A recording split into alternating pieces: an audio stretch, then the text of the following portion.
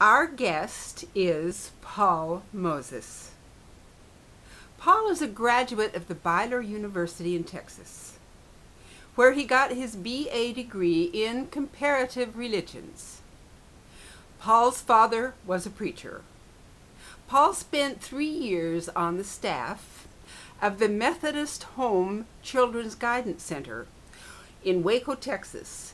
This is a psychiatric facility for children between the ages of 8 and 18. Paul loves people and has continued to work with them throughout the years. Today he is on the staff of a multiple assistant living center in Eureka, California, which is a housing facility that helps the homeless reestablish themselves in life, in careers, and in housing. He is here for a very special reason tonight. Paul is a very creative guy. He is a poet. Please welcome Paul Moses.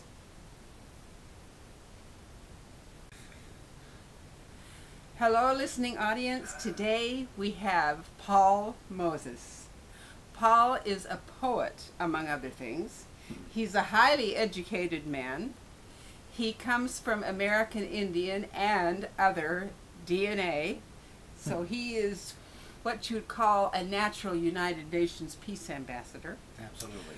Paul, please tell our listening audience where you have studied. Okay.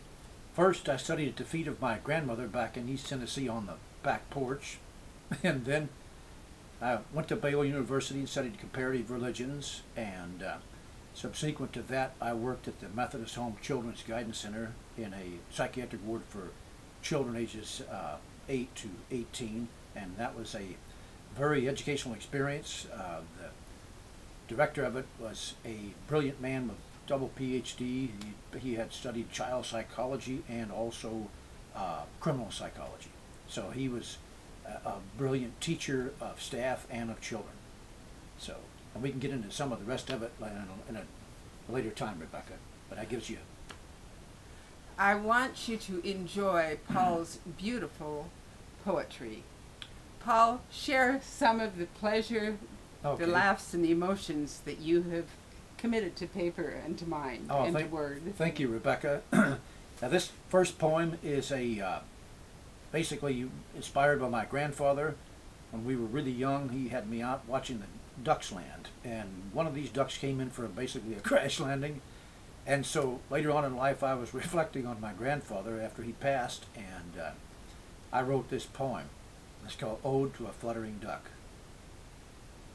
Here's to you in all your glory. For some strange reason, I must tell your story. You simple little green-headed bird, something compels me to speak your word. A wing lifts and a head cocks sideways and gets rhythm as it sways. Yellow gold webbed feet begin to pat the water and set the beat, singing a song which sounds so sweet, echoing against the cliffs which your song repeats.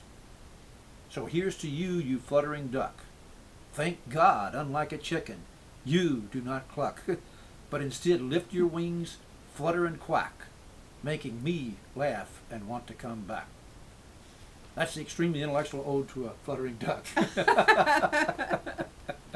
But you took us all there. Yes, absolutely. You took us all there. And now, this poem was inspired by a medicine man who picked me up when I was hitchhiking down the Northern California coast.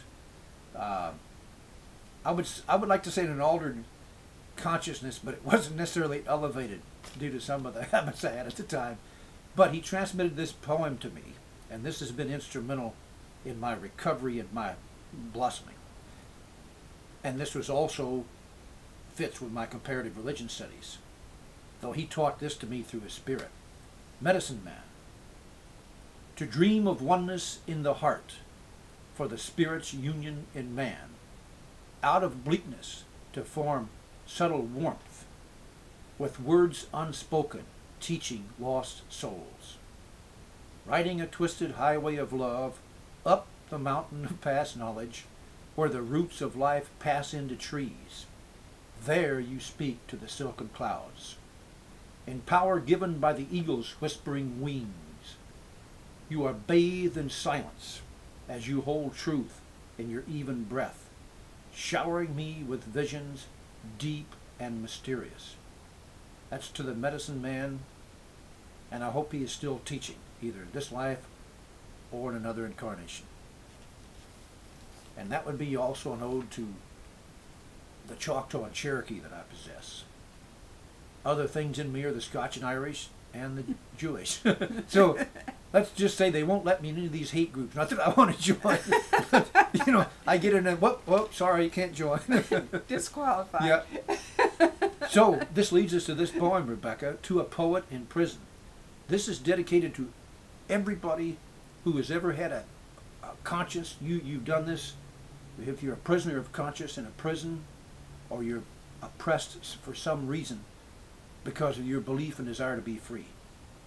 And I would like to dedicate this to Dietrich Bonhoeffer, who was assassinated during World War II, a month before the war was over. He was a Lutheran prisoner of conscience. He couldn't say yes, he said no to Hitler. And he was a Protestant. So this is to him and all the other prisoners of conscience. To a poet in prison. Incarcerated behind steel bars so cold, where your heart beats despondently, dreaming of amber, light blue horizons, where your spirit wanders tirelessly, ever searching the catacombs of your soul, where visions of justice and mercy reside, knowing the honesty of the clear conscience, aware of man's fear bathed in greed, restless in the deepest part of your spirit, late at night searching for solace, stripped of all dignity inside this crucible which singes your heart to the marrow, shackled by muddy and evil hearts so hollow, yet you are able to rise up out of the mire, flying free on the wings of your poetry, looking down on the ruins of civilization, imprisoned from now through eternity by dead minds inhabiting souls and bodies, celebrated by free men literate of mind who need no crosses to kill with. You sit like Buddha in a 10-foot cell which cannot be divided or will not grow. Ode to the Poets in Prison. We have time for another, Rebecca? Yes, Okay. we do. I want to make a comment on that. I think that is really, really beautiful, because our bodies can be enslaved, but our minds cannot unless we allow it. Absolutely. So a prison can become a sanctuary of spirituality if that is your choice. Absolutely. I thought that was beautiful. Thank you.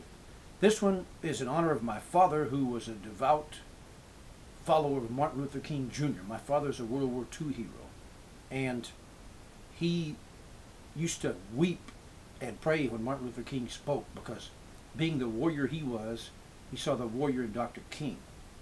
This is entitled Song for Martin, and this was inspired by my father. O tortured soul, upon whose heart was conjugated the verb to be. O knowing one who pounded his hammer against the sea of ignorance. O walking, hurting man of faith in the midst of hell, standing upright, bleeding. O black light, illuminating an impenetrable darkness stretched across the abyss. O soul of my soul, heart of my heart, weeps in the stillness at midnight. O bone of my bone, flesh of my flesh, bruised and crushed, pierced to the marrow. O frail shadow across our land of a spirit strong with no mirror for reflection. O deep night that echoes forever with the song of the prophet we have slain. I dedicate that to my father, who's a Pearl Harbor survivor, and to Dr. Martin Luther King, whose soul will continue to be reincarnated as an avatar. That's really beautiful. Thank you. That is really beautiful. I want to tell our listening audience that Paul is a multi-talented man. While he works with people that have psychological problems and all kind of problems, his profession is dealing with people with problems.